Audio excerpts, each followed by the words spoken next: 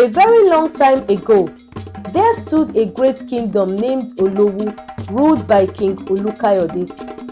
His reign was marked by prosperity and peace. Yet behind the palace walls, evil shadows lurked. Despite that King Olukayode had many wives, his desires led him to the palace maidens.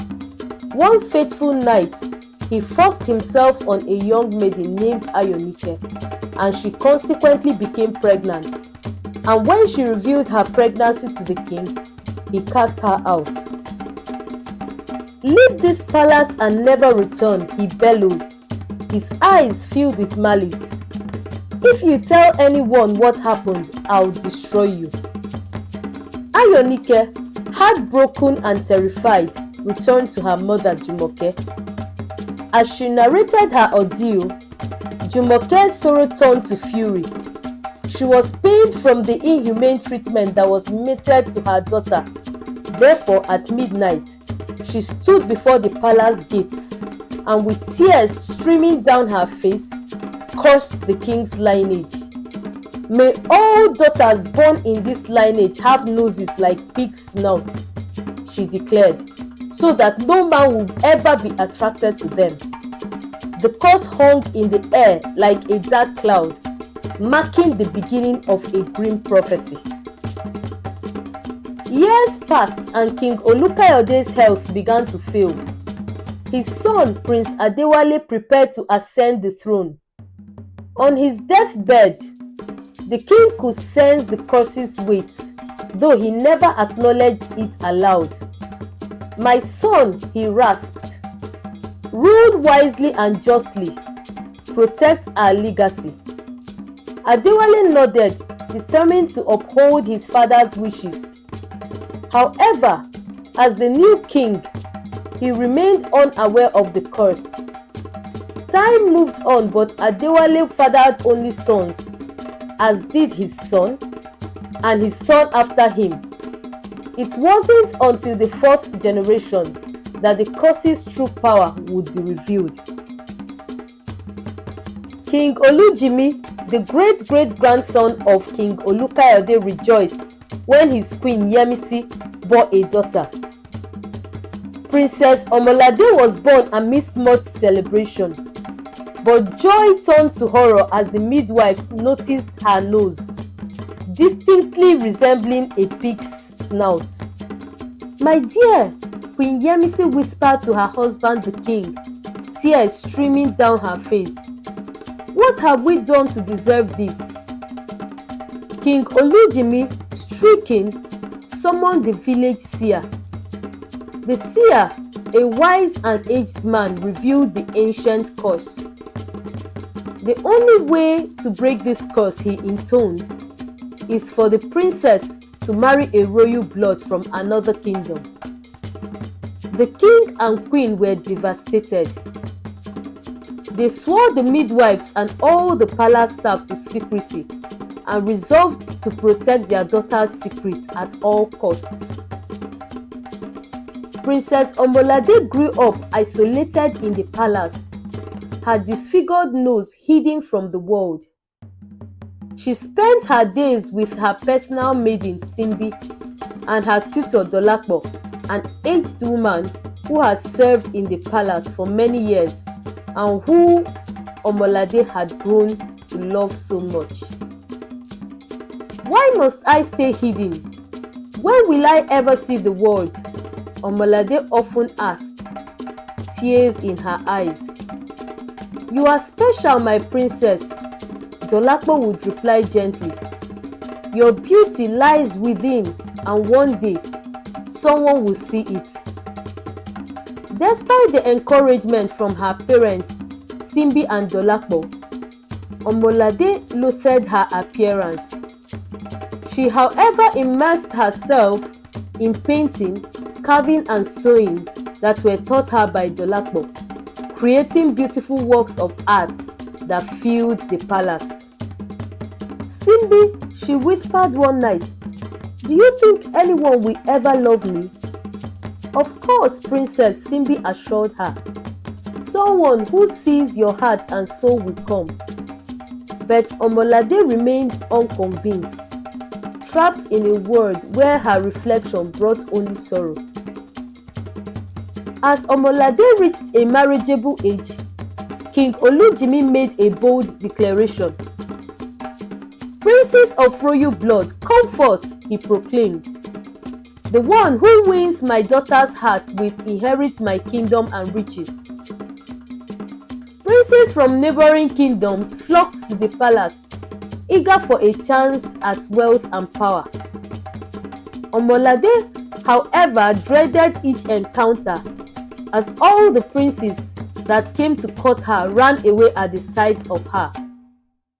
"Mother," she pleaded, "must I face another suitor who will flee in horror?" "Be brave, my daughter," Queen Yemisi urged. "This is the only way to break the curse." With a heavy heart, Omolade agreed.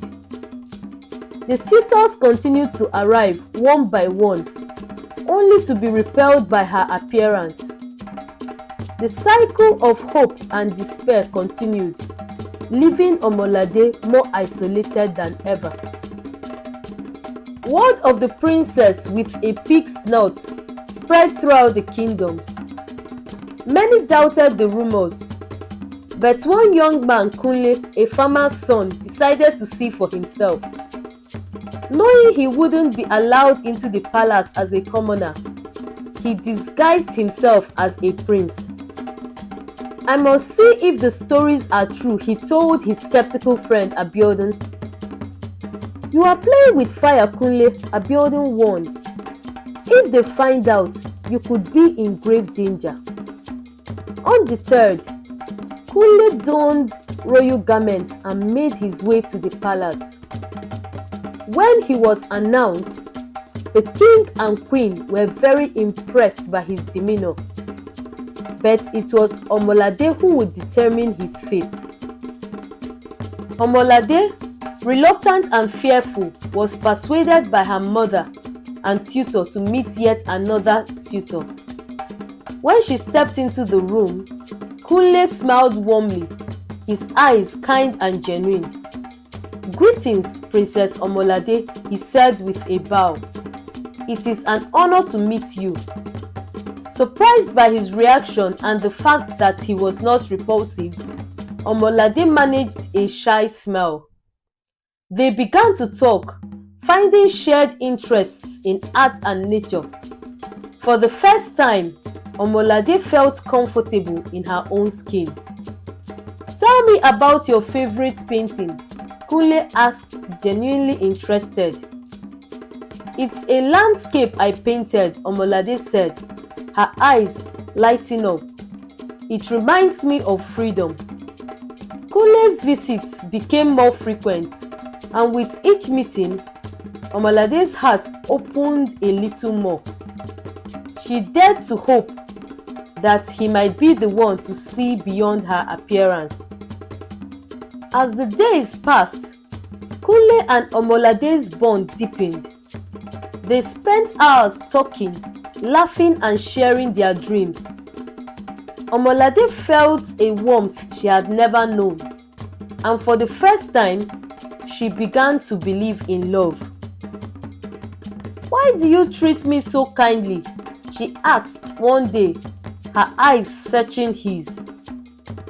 "Because I see your soul, Omolade," Kunle replied gently, "and it is beautiful." Their happiness, however, was short-lived. King Olujimi, suspicious of Kunle's background, ordered an investigation. When the truth emerged, Kunle was exposed as a farmer's son. "You lied to us," the king thundered. "Leave this palace at once." Omolade's heart shattered. She begged her father to reconsider, but he was resolute. Kunle, with a heavy heart, bid her farewell. "I will always love you, Omolade," he whispered, "no matter where I am." News of the princess's unusual appearance and her father's wealth reached distant lands. One such kingdom was Ile-Ayo, which was ruled by a greedy king Ajaka who saw the situation as an opportunity. He forced his son Prince Adedeji to court Princess Omolade, hoping to merge their kingdoms. "You will marry her," the king commanded, "and bring us great power." "But father, remember that I have seen her. She looks like a pig. She looks scary. I cannot marry her," Adedeji declared adamantly. But the king pressed his son all the more. He was desperate to inherit the powerful kingdom of Olowu. Reluctantly, Prince Adedeji agreed. He returned to the palace and declared his intention to marry Omolade. King Olujimi and Queen Yemisi were overjoyed, believing the curse will soon be broken. "My daughter," Queen Yemisi said, "you will finally be free." Omolade, however, could not forget Kunle. She knew Prince Adedeji's intentions were not sincere. Omolade was faced with a difficult decision. Marrying Prince Adedeji would break the curse, but her heart belonged to Kunle. She confided in her mother, who urged her to consider the kingdom's future. "My dear, think of the freedom this will bring," Queen Yemisi said. "But mother," Omolade protested, "I want to be loved for who I am, not for breaking a curse." Her mother sighed, understanding her daughter's dilemma. Omolade spent sleepless nights pondering her choice. In the end, she made a bold decision. When Prince Adedeji came to court Omolade, she stood firm. "I cannot marry you," she declared. "I know your heart does not lie with me." Prince Adedeji, relieved yet frustrated, returned to his kingdom. King Olujimi and Queen Yemisi were devastated. "Why would you do this?" her father demanded. "This was your chance at freedom." "Father," Omolade replied calmly, "I would rather live true to myself than marry someone who doesn't love me." Her mother wept, but deep down, she admired her daughter's courage. Omolade went to bed that night, unsure of what the future held. The next morning, Omolade awoke and followed her usual routine. When she looked in the mirror, she gasped. Her nose was no longer a pig snout, but a beautiful normal nose. She screamed and everyone rushed to her room. "Look!" she cried, tears of joy streaming down her face. "The curse is broken." Her parents were overjoyed. The palace erupted in celebration. Omolade realized that self-acceptance and inner beauty had been the true key to breaking the curse. With her new appearance, Omolade felt a sense of liberation. The kingdom rejoiced, and suitors who were once repelled by her looks now sought her hand in marriage. However, Omolade's heart remained with Kunle. "Father," she said, "I must find Kunle. He saw me for who I truly am." King Olujimi, grateful for his daughter's bravery, gave his blessing. "Go, my daughter, follow your heart." Omolade set out to find the farmer's son who has shown her true love. Omolade, accompanied by a small entourage, traveled to Kunle's village. She inquired about him, but he had left to find work in a distant town. "Do you know where he went?" she asked an elderly villager. "He mentioned Oworo, a small town by the river," the man replied, "but that was weeks ago." Determined, Omolade pressed on, journeying through forests and crossing rivers. Her resolve never wavered, driven by the love she held for Kunle. After days of frantically searching, Omolade finally found Kunle walking in a field. When he saw her, he dropped his tools in shock. He did not recognize her, however, her voice sounded familiar. "Omolade, is it really you?" he asked, his eyes wide with disbelief.